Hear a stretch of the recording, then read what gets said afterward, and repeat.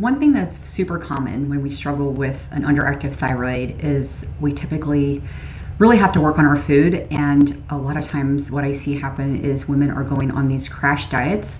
They're really caloric restricting themselves. And that can cause quite a bit of issues for a lot of people. So I want to go over with you some of the biggest reasons why this can be detrimental to your thyroid health when we are doing these crash diets, and then give you some suggestions on what you can do.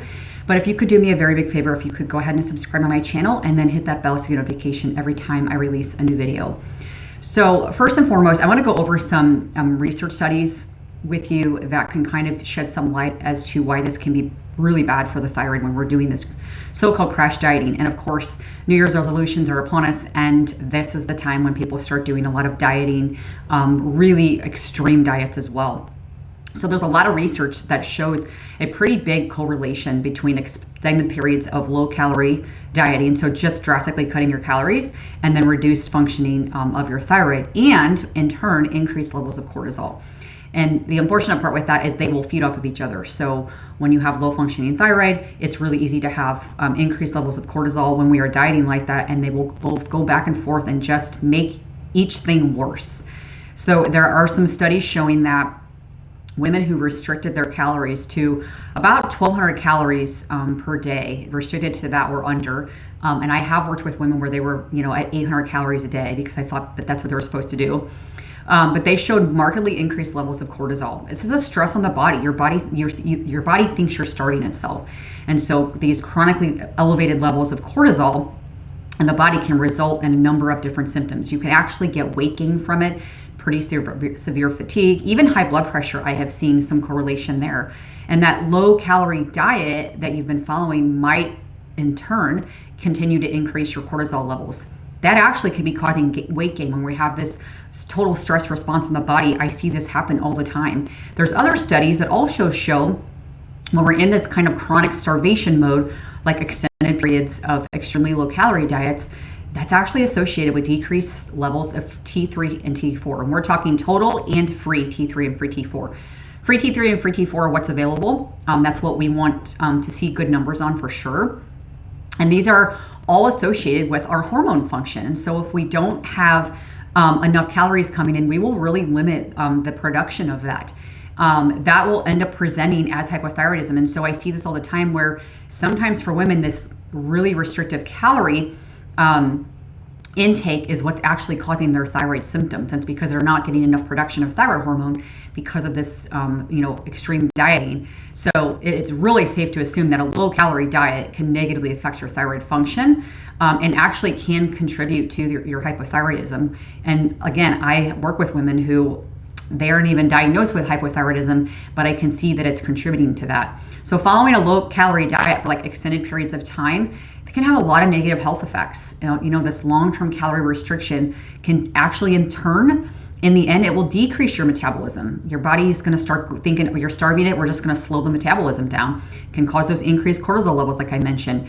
You can actually get, thyroid hypoactivity, like I mentioned too. That can be one of the biggest causes that we see this, why women are getting so many thyroid symptoms is because, yo-yo dieting or these crash dietings. Your body has to repair its metabolism after that. It needs some time to repair, and it has to learn to trust that you're actually going to feed it before you can actually lose weight. And if you're continuing to do that, it does not feel safe. It's not going to let you lose weight by doing that.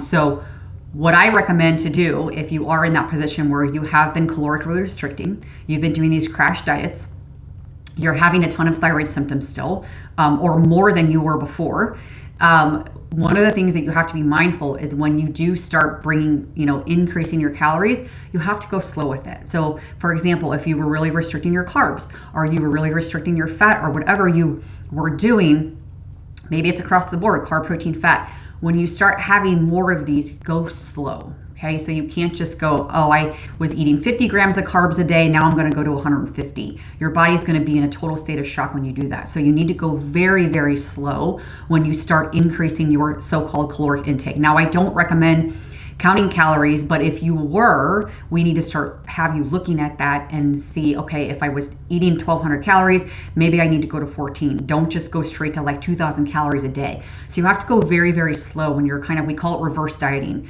You're going, back into non-starvation mode. So helpful for you. The other thing to also consider is what I mentioned a little bit about macros.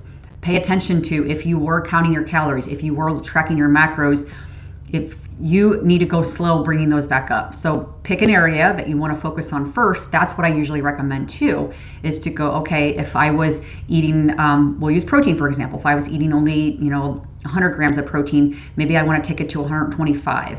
Don't just go crazy and go straight up really high. So you have to pick an area first that you want to kind of work on and then go from there. If you weren't looking at macros and you're just basically looking at your calories every day, again, I do not recommend counting calories, but for sake of trying to do so-called reverse, so that your body is in a state of shock, pay attention to that and look at, okay, I'm going to increase this by just a little bit, and then you just slowly go up from there. Like I said, I don't recommend counting calories. So I look at it as make sure you're getting your carb, protein, fats in. Let's look at macros more than anything. So to get you out of that so-called crash dieting starvation thing, you may need to track it for a little bit to look at your macros, not your calories, but to make sure you're getting enough protein in, because a lot of times when people crash diet, they are not getting enough protein in. So that's probably where I would start first, is let's look at protein, go from there. If you were not really restricting that, but maybe you were restricting carbohydrates, then let's look at that. So like I mentioned, and I've said it numerous times in this video, you have to go very slow when you're bringing more so-called calories back in. Just go very, very slow. But doing these crash diets are not a good idea. So let's say that's what you wanted to start in the new year, is going into a pretty caloric restriction. I do not recommend doing that. What I would recommend is, again, look at your macros, see where you are, make sure you're getting protein in. If you have thyroid symptoms, you actually need carbohydrates. So I do not recommend doing something like the keto diet where you're totally restricting your carbohydrates and it's almost all fat. That's very hard on the body when you have a slow thyroid and you have slow thyroid symptoms. So just be very mindful of that. Take your time again with bringing more calories in. If you have any questions with this, absolutely let me know. Reach out on this. I know this can get very, very confusing, but I like talking about this, particularly this time of the year too, because this is the time when people do start going on a so-called diet. And I don't like to call it a diet. I want people to eat the perimeter of the grocery store mostly and eat healthy foods. Let's not call it a diet. So hope this video helped you. I will see you on the next one. Bye.